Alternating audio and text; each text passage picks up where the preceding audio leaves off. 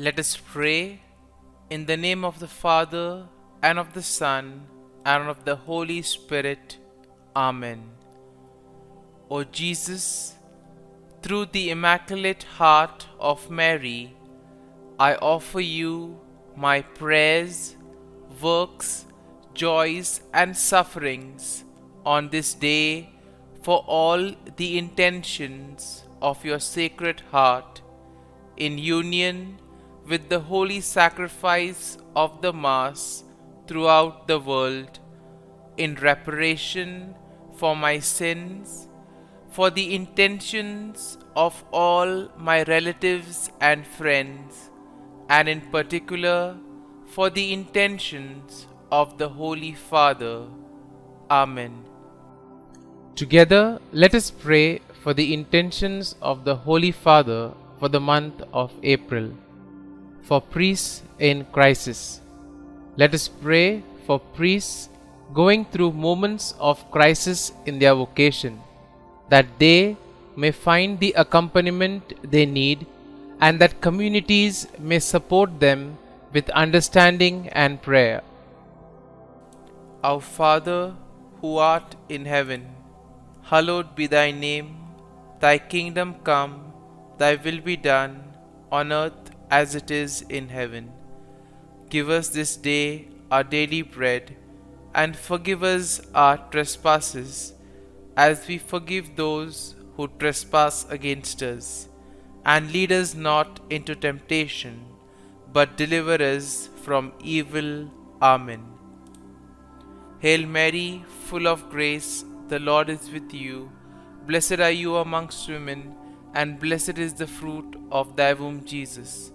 Holy Mary, Mother of God, pray for us sinners, now and at the hour of our death. Amen. Glory be to the Father, and to the Son, and to the Holy Spirit, as it was in the beginning, is now, and ever shall be, world without end. Amen. My dear friends, the Word of God welcomes us this morning. And as we prepare ourselves to enter into this new day, as we prepare ourselves to spend this time with God, let us close our eyes at this moment and let us praise the Lord. Let us thank Him that He has woken us up this morning. He has given us good health.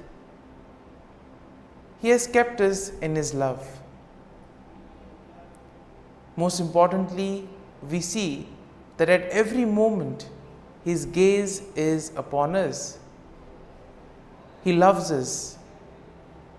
He protects us. He guides us. And for that, let us praise the Lord. Let us thank the Lord. In our life, we see that there are many moments wherein we do not recognize the presence of God in our lives. There are certain moments that we take for granted, and therefore it becomes difficult for us to recognize the graces and the blessings that we receive from the Lord. And therefore, as we begin today's morning offering, let us thank the Lord for all those blessings that He has given us. We begin by thanking God for the gift of life, for the various talents, for the various capabilities that He has given us. We also thank Him for the gift of our family members, friends, relatives, near and dear ones, and all those who play a very important role in our lives. We also continue to pray for all those who have been instrumental in shaping and molding us, and we ask the Lord to bless them abundantly and give them good health of mind and body. We also thank the Lord for giving us this new day, a day that may help us to complete some of the tasks that were left incomplete, or maybe today may give us an opportunity to reach out to others. Whatever we do today, let us ask the Lord to be part of it.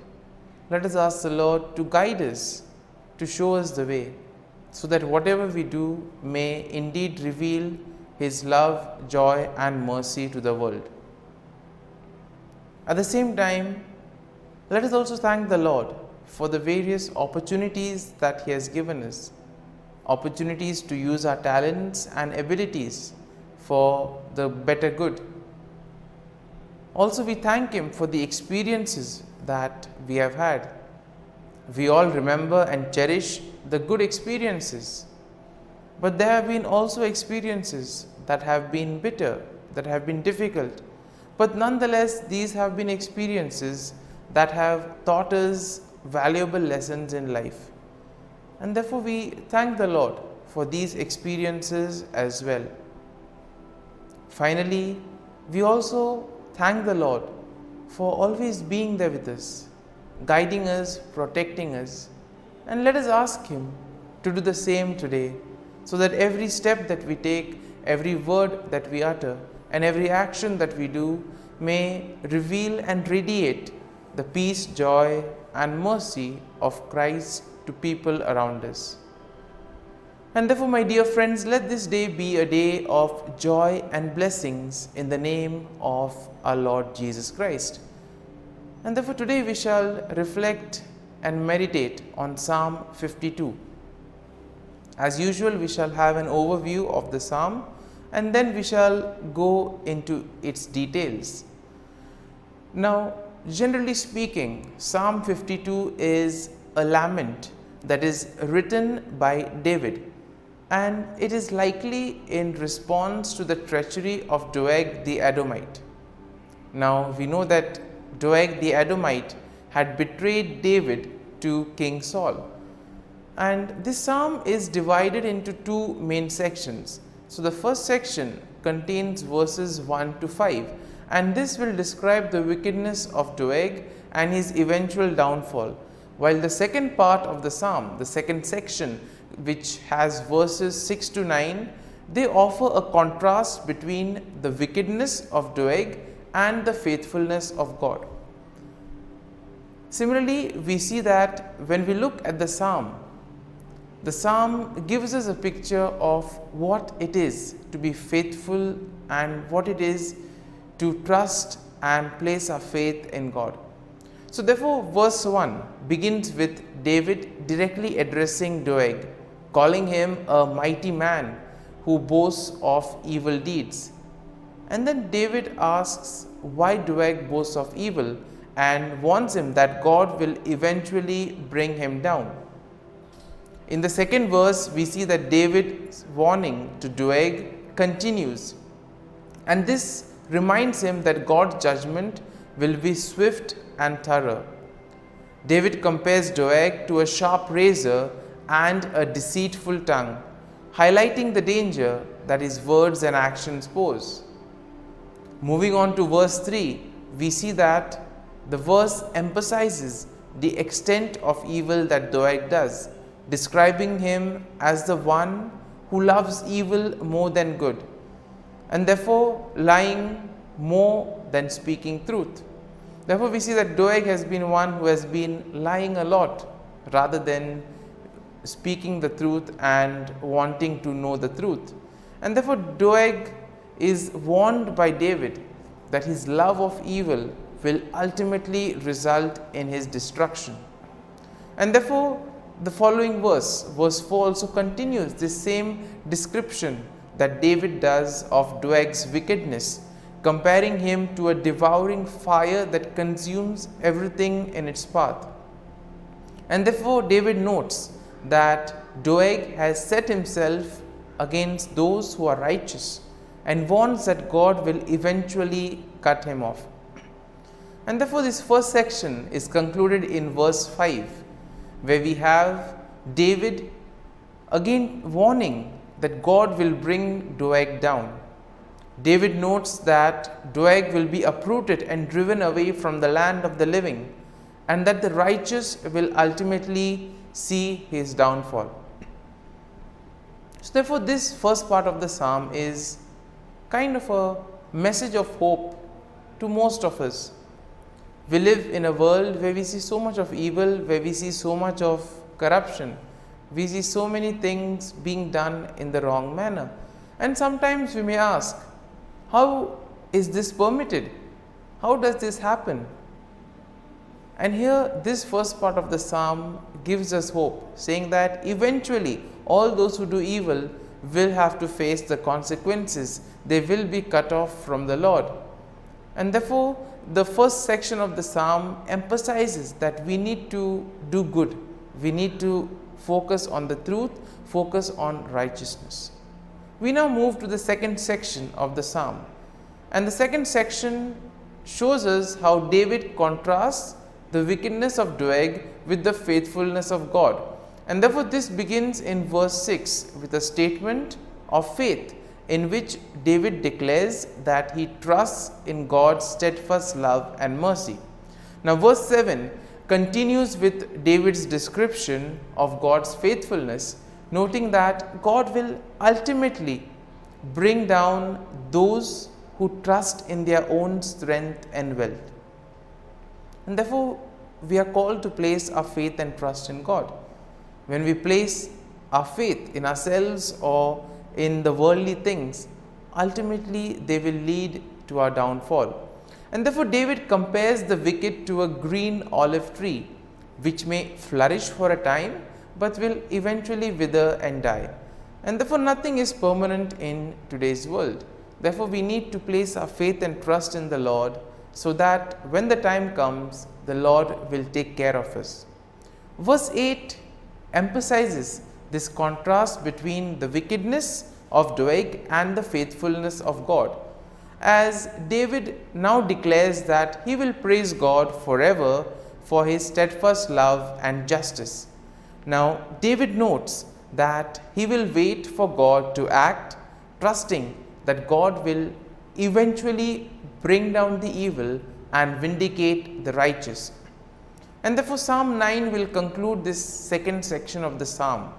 And the conclusion is nicely done with a statement of hope, as here David declares that he will continue to wait for God's salvation and that he will trust in God's name. David notes that God's name is a strong tower in which the righteous may take refuge, and that God will ultimately bring salvation to his people. And therefore, my dear friends, as we reflect on Psalm 52, there may be some kind of a thought or a statement that which eventually would have touched us. Therefore, let us remain with that thought, let us remain with that sentence or statement, and let us reflect on it and apply it to our lives so that it may take root in us. And therefore, as we do this, let us ask the Lord to bless us, to be with us, to guide us, so that whatever we do today, it may be for his greater glory, that we may be able to distinguish between what is good and what is evil, and that we may follow on the path of righteousness.